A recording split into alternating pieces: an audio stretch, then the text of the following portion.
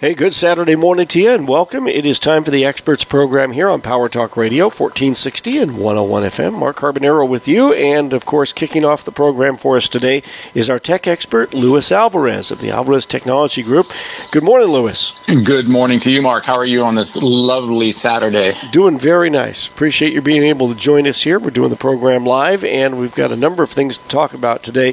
One thing that I do want to touch on real quick is heard the other day that the White House, the president, came out very forcefully behind the idea of 5G, the upgrade to 5G that we've been talking about over the last few months.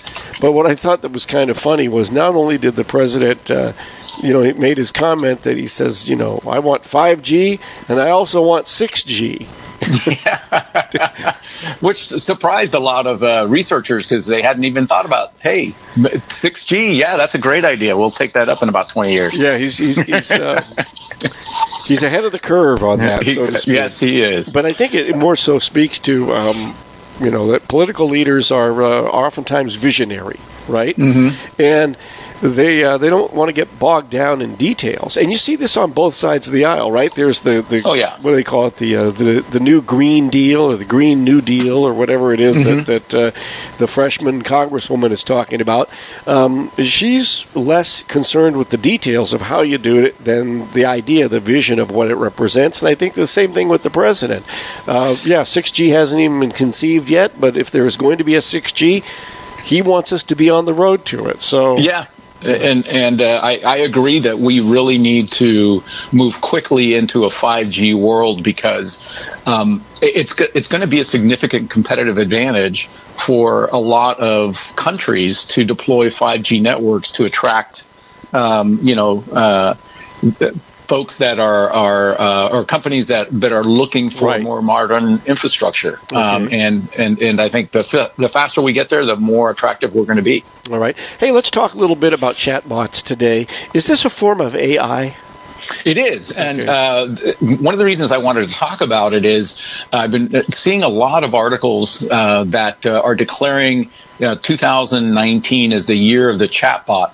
And for anybody that interacts on social media or online, a lot of times you'll go to websites and you get that little pop-up that says, how can I help you, and those sorts of things. And that's what a chatbot is. It's essentially an automated piece of software that uses artificial intelligence to interact with human beings. And they can save a lot of time for a lot of businesses. In fact, most retailers now, when you go to their websites and you get that pop-up, it says, how can I help you? What they're really trying to do is triage all of the queries so that the users on the other side, the people that are actually entering those queries, can get answers back much more quickly than if they had to be connected to a human operator. But then when they finally do get to need to talk to an agent, the chatbot has diagnosed the problem or brought the issue down to a final thing that the agent now no longer needs to spend a lot of time trying to get to that same point. Mm-hmm. So it's a very cost-effective way of saving time and effort. And where you're starting to see more and more of them now is in financial services applications. So if you have an app from a bank or a credit card company, and you are, you go into that app, it'll ask you, do you need help right now? Let me know what it is I can help you with. And it's because, they have millions of clients and they just don't have the number of agents that it would be required to be able to service those cost effectively. So chatbots are things that we're going to see a lot more of on websites, on apps, and even in our cars in the future. What about on voicemail? Are we still going to be stuck in voicemail hell, or the chatbot's going to be able to do anything for us on that?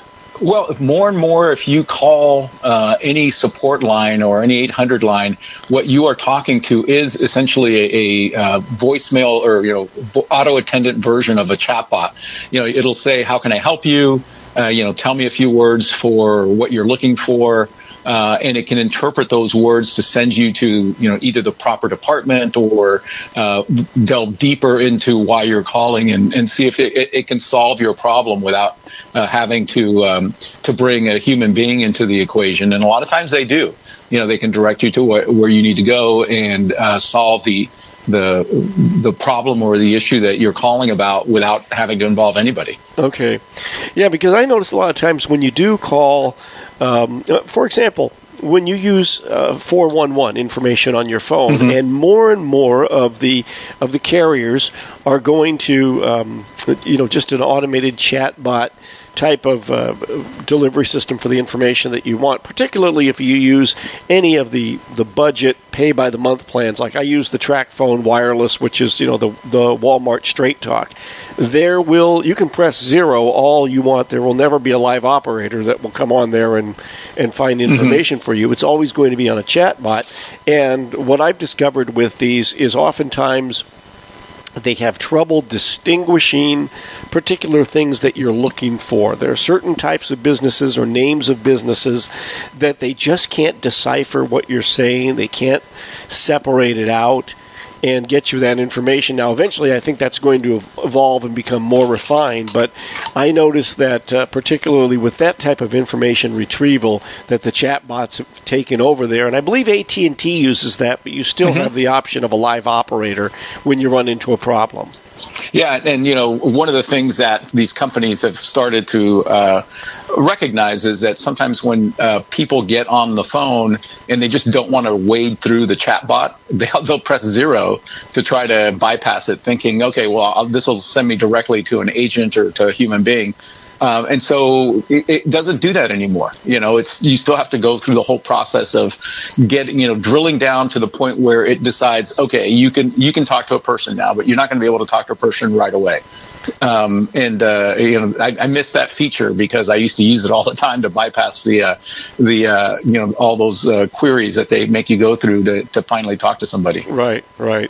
Well, and so this is just a way for businesses to do things more efficiently, apparently. And the banks look at the cost savings via chatbots to reach $7.3 billion by 2023. So if that's going to be the case, maybe they can give us free checking back. Well, jeez, I had to get 100 checks made the other day. I know I still use checks. This is probably going to stop me from using them. But I had to do 100 checks last month, and it was $26 B of A charged me that much. And I'm thinking to myself, maybe I'll see what the credit union charges and move over to there. But I've always stayed with B of A because they're just ubiquitous, right? They're everywhere I go, there's a B of A ATM. And I can do my banking. But I don't know. I'm to the point where I'm just, I don't know about this anymore. I think maybe these guys are taking a little bit of advantage. Well, I think what happens is in any industry, you want to incentivize certain behavior that costs you less to deliver a particular service or product, and incentivize a behavior that costs you more. And so banks are making it tougher and more expensive for us to use the things that we're used to in the past. There's some banks on the East Coast. I forget exactly what state it's in, but when you use their walk-up tellers, like you go in to talk to somebody, a human being, they charge you for that. Oh, wow. There's a fee associated with that you have to pay, as opposed to doing all of your business through the ATM. And it's to discourage people from talking, wanting to come into the tellers, and so they can reduce the number of tellers that they have and reduce their costs.